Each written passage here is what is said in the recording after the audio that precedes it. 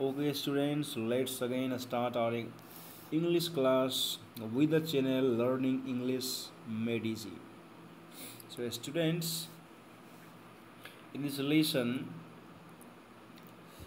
we have known till now that Nelson Mandela had struggled a lot and he had also suffered a lot to get his own country free. I mean, really free. The state of freedom in which both the white persons and black persons, irrespective of their colors, were genuinely free, and they could vehemently and proudly say and acclaim that yes, finally we have achieved our true freedom. That was our right. Okay, so this was the lesson summary. I mean, just before, in part 1, whatever we studied, it was related to that. And now today we shall study the next part, part 2. Okay, without wasting time, let's begin. So look what it's written here. Nelson Mandela is again saying, because you must note it, that the whole lesson is nothing but Mandela's speech. And when was this speech given? Delivered? The speech was delivered when South Africa got its freedom. The party Nelson Mandela belonged to gained complete majority, and he was able to make his own government. Well, so a few moments later, we all lifted eyes in awe as a spectacular array of South African jets. देखिए, मैंने आपको dictation में भी लिखाया था ये word. क्या लिखा है? ऑ. और ये ऑ का मतलब आपको पता है, मैंने बताया होगा. ऑ का मीनिंग होता है रेस्पेक्ट, यानी कि सम्मान के अर्थ में आप जो यूज़ करते हैं वही है ऑ. उसे एक और वर्ड होता है ऑफुल, तो वो अलग होता है, उसका स्पेलिंग होता है AWFUL, लेकिन ये ऑ है और ये नाउन है जिसका मीनिंग होता है आदर, श्रद्धा. ठीक है, चलिए तो फिर से हम आगे बढ़ते हैं. देखिए, तो कहते हैं कि कुछ ही क्षण के बाद हमने बड़े ही सम्मान के साथ अपनी नज़र उठाई और देखा कि साउथ अफ्रीकन जेट्स का एक दल, एरे मतलब क्या होता है? दल. जेट्स, हेलीकॉप्टर्स और ट्रूप कैरियर्स. ट्रूप कैरियर्स आप समझते हैं, मतलब कि सेना को ढोने वाली जो यहाँ पे गाड़ी या प्लेन का सेंस होगा, वो सारे रोवर कर रहे थे आकाश में. Perfect formation over the union building.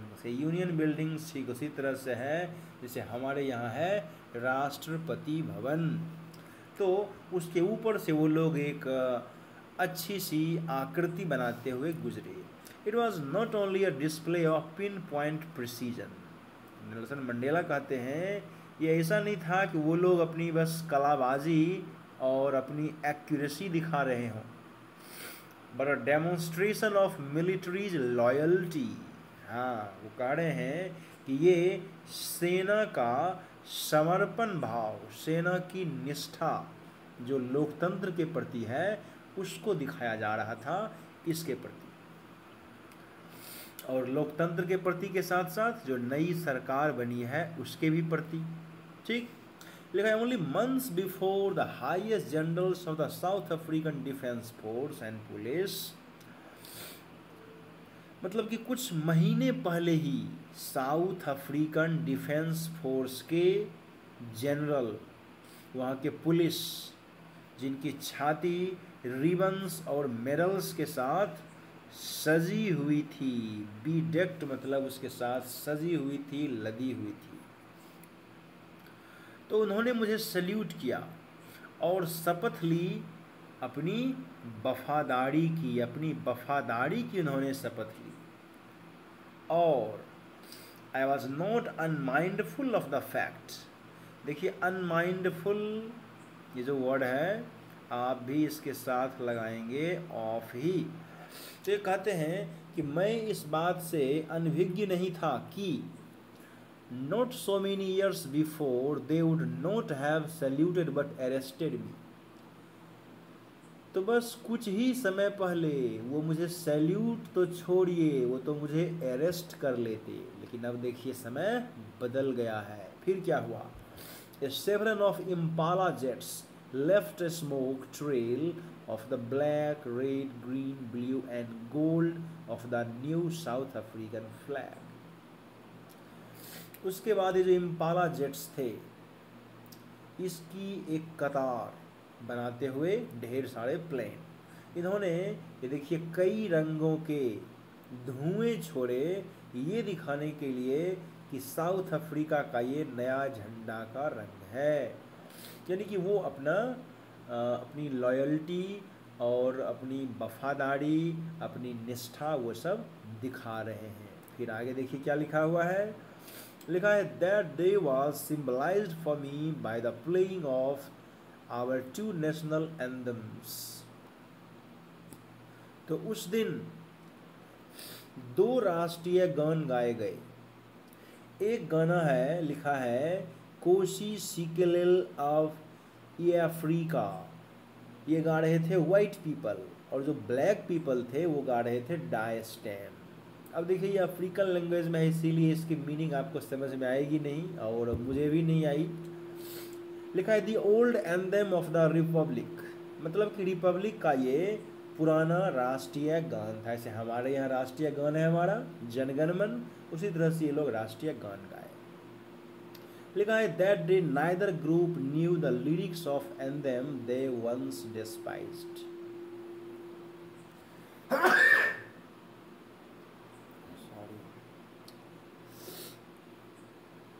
यद्यपि उस दिन किसी भी ग्रुप को ये नहीं पता था कि वो लोग जो गा रहे हैं, जिससे वो एक समय में हेट किया करते थे, क्या करते थे?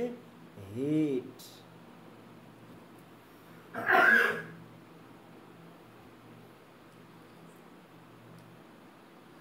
तो जल्दी ही उन्हें ये गीत दिल से याद करना पड़ेगा। मतलब उन लोगों को पता नहीं था आज़ादी से पहले, सरकार बनने के पहले।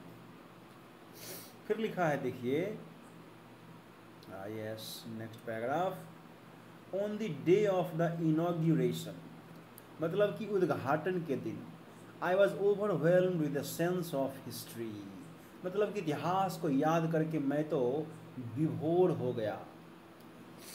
इन the first decade of the 20th century, मतलब कि 21वीं शताब्दी का प्रथम दशक।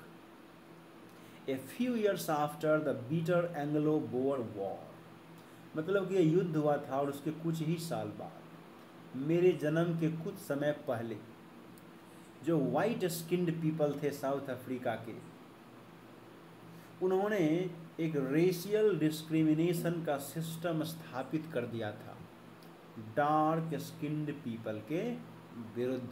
आपने इसी को पढ़ा है पीछे में, अपार्टheid के रूप से। लिखा the structure they created form the basis of one of the hardest most inhuman societies the world has ever known. उन्होंने जिस समाज की स्थापना की वो इस संसार का सबसे निष्ठुर अमानवीय समाज रहा है। Now in the last decade, और इसी 20वीं शताब्दी का ये अंतिम दशक है, मतलब प्रथम दशक में ये अपार्टheid लागू किया गया और ये अंतिम दशक है। और इनका खुद का है, लिखा है, कहते हैं कि माय ओन 8th डेकेड, मतलब कि ये भी बेचारे अब 80 साल दशक, मतलब कि 80वें साल में आए हैं। That system had be. तो आगे देखो, ये कह रहे हैं कि इसी शताब्दी के प्रथम दशक में ये शुरू हुआ था और इसका ये 8वां दशक चल रहा है। और देखिए आगे क्या है, आगे मैं आपको दिखाऊं।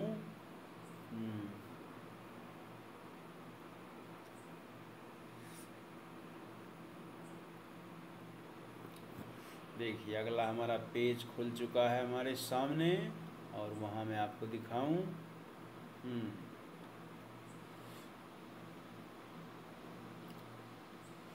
तो लिखा है overturned forever and replaced by one that recognize the rights and freedom of all people.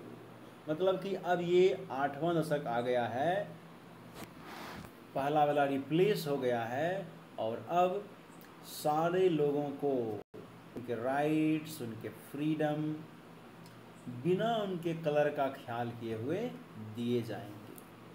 The day had come about through the unimaginable sacrifice of thousands of my people। तो ये बहुत ही दुख के साथ याद कर रहे हैं अपने हजारों लोगों की कुर्बानी को। कहते हैं कि इनकी कुर्बानी की हम कल्पना नहीं कर सकते। लोग जिनके कष्ट और जिनके साहस को हम कभी चुका नहीं सकते। तो उस दिन मैंने महसूस किया था कि I have on so many other days that I was simply the sum of all those African patriots। मतलब इतने सारे लोगों की कुर्बानी से होकर गुजरते हुए मैंने ये महसूस किया कि मैं simply the sum of all those African patriots. मतलब गणित की भाषा में कहें तो इतने सारे जो अफ्रीका के देशभक्त जिन्होंने अपनी कुर्बानी दी, तो मैं इतना ही समझता हूँ कि मैं उन सबों की कुर्बानी का टोटल सम हूँ। मतलब कि उनकी कुर्बानी कुल मिल गई और मेरे द्वारा जो उनका सपना था साकार हो गया। That long and noble line ended and now began again with me।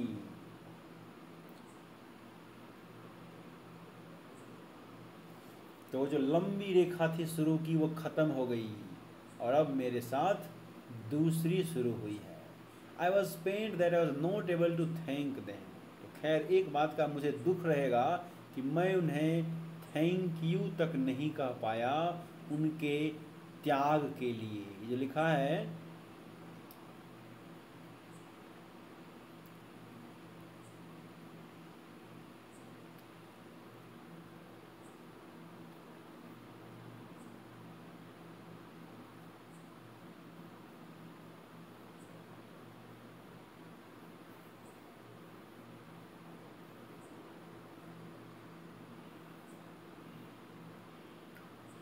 देखिए वर्ड लिखा है रॉट, ठीक है। तो रॉट का मतलब होता है प्रोड्यूस्ड, मैन्युफैक्चर्ड, मेड, ये सब। तो उनके त्याग ने जो कुछ किया, जो कुछ रिजल्ट में दिया, मैं उसके लिए उन्हें धन्यवाद नहीं कह पाया। इस बात का मुझे बहुत ही कष्ट है। फिर आगे देखिए बोलते हैं the policy of apartheid created a deep and lasting wound in my country and my people।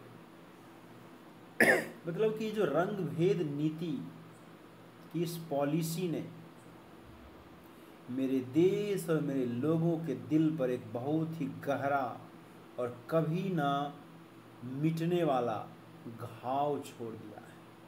All of us will spend many years, मैंने हम सारे लोग अगर पीढ़ी नहीं तो कई साल बिता देंगे इस गंभीर और गहरे चोट से उबरने में, रिकवर होने में। लेकिन ये जो दशकों से हमारे साथ अत्याचार, बर्बरता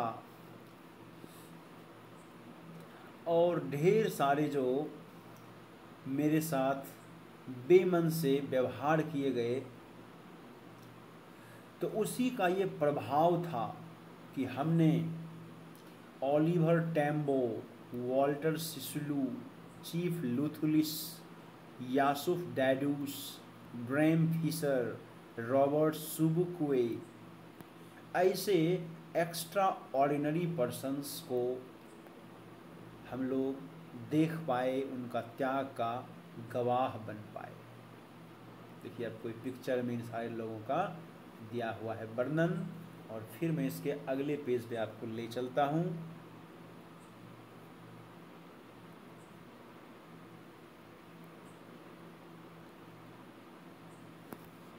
देखिए आपका अगला पेज फिर से आ गया है। आज के वीडियो का ये आखिरी पेज है। हाँ, तो देखिए वो कह रहे हैं कि उन लोगों के साहस, बुद्धिमानी, उनकी उदारता, मतलब कि ऐसा फिर कभी जाना नहीं गया है जिस तरह की उदारता का उन्होंने परिचय दिया। और शायद चरित्र की इस ऊंचाई का निर्माण करने में शायद ऐसे ही अत्याचार की ज़रूरत पड़ती है। देखिए कितना गंभीर लाइन वो बता रहे हैं कि शायद चरित्र का, मतलब कि ऐसे चरित्र और चरित्र में ऐसी ऊंचाई का निर्माण करने में शायद ऐसे ही अत्याचार, बर्बरता और सहनशीलता की ज़रूरत पड़ती है। और मेरा देश खनिज में धनी है और यहाँ ढेर सारे रत्न हैं जो इसकी मिट्टी में छिपे हुए हैं, मिट्टी के नीचे दबे हुए हैं।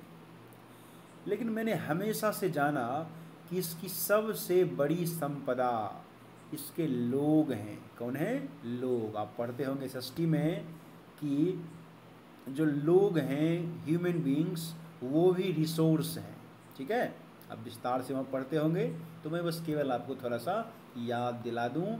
तो वो बता रहे हैं मंडेला कि हमारी सबसे बड़ी संपदा हमारे लोग हैं, और ये लोग तो सबसे सच्चे हीरो से भी ज़्यादा सच्चे और ज़्यादा अच्छे हैं। तो आप क्या देख रहे हैं कि ये अपने लोगों की का गुणगान कर रहे हैं, उनके बारे में बता रहे हैं।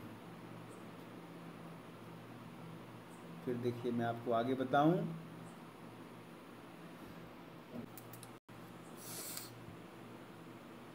हाँ देखिए, तो आगे बताते हैं कि मेरे इन्हीं साथियों से, जो वर्ड लिखा हुआ है आप ध्यान दीजिए,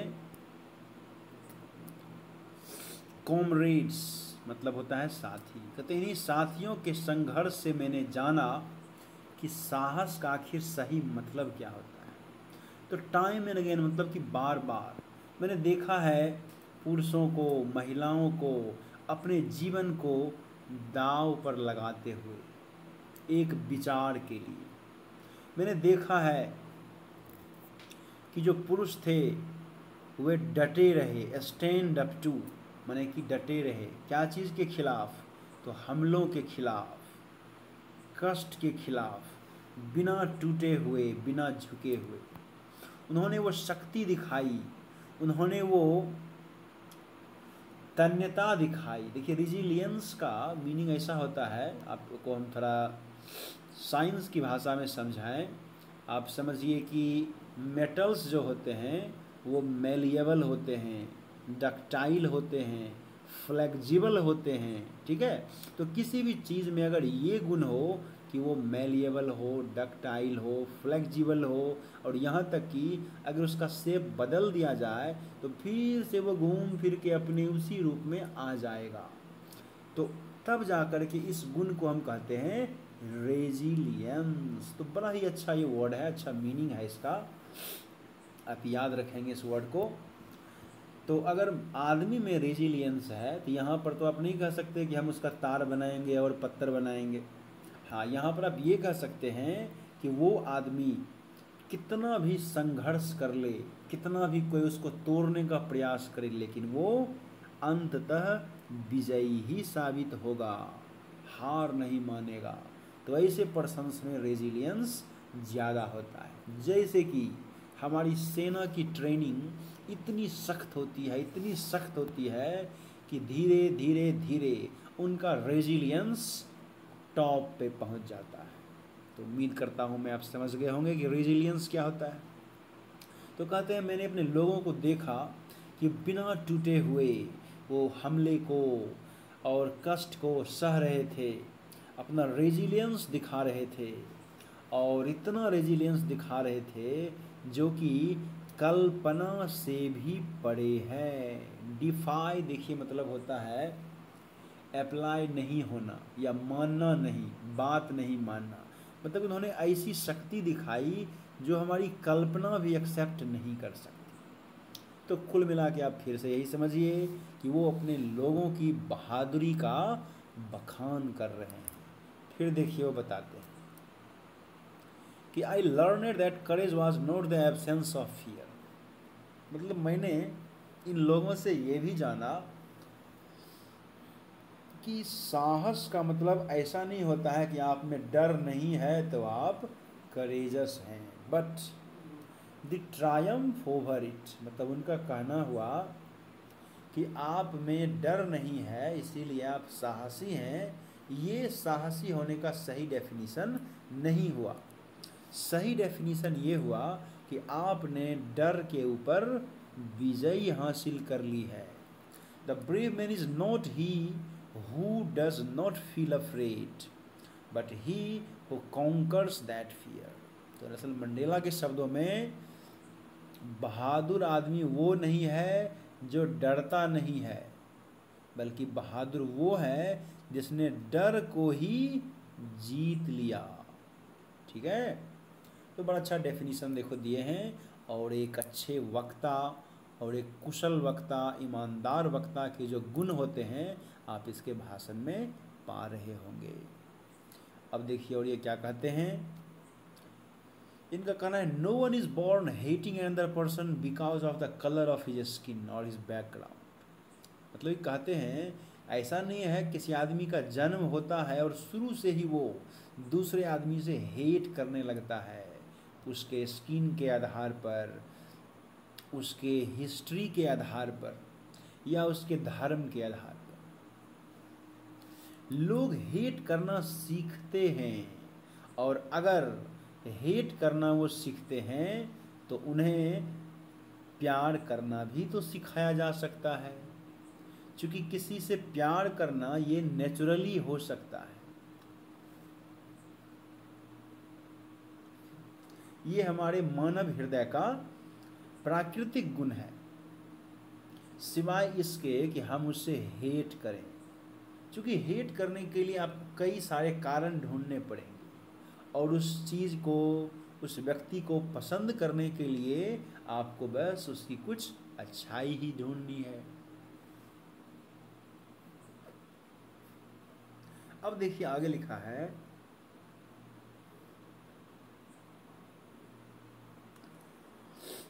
जेल में गंभीर से गंभीर समय में जब मेरे साथी और ऑफ कोर्स मैं भी, हमें अंदर डाल दिया गया था, तो मैं देख रहा था एक झलक। किसकी झलक? तो मानवता की झलक। वो जो सिपाही थे जिन्होंने हमें जेल में डाला था, उनकी आंखों में मुझे मानवता की झलक दिख रही थी। भले ही वो सेकेंड भर के लिए हो, लेकिन मुझे वो झलक दिख रही थी। और यही शायद काफ़ी था मुझे ये एश्योर करने के लिए, मतलब मुझे ये भरोसा दिलाने के लिए कि मैं चलता रहूं, मैं रुकूं नहीं। आदमी की अच्छाई एक फ्लेम होती है, ज्योति की तरह, जो छिपी भले रह सकती है लेकिन उसको बुझाया नहीं जा सकता है। ठीक है, देखिए इस तरह से बड़ी अच्छी अच्छी बात कह रहे हैं, और ये सारी बातें वो अपने स्पीच में बोले हैं जब अफ्रीका यानी कि साउथ अफ्रीका पहली बार आज़ाद हुआ था वाइट पीपल के क्लचेज से। ठीक है, तो ये सेक्शन भी हमारा ख़त्म हो गया। अब इसका अगला सेक्शन हम फिर देखेंगे अगले वीडियो में। तब तक में आप देखिए सारे जो क्वेश्चंस आपका मुंह ताक रहे हैं आगे, आप इसके साथ मिल सकते हैं, इसके ऊपर सोच सकते हैं। ठीक, और उम्मीद है कि आपको ये समझ में भी आएगा, बन भी जाएगा।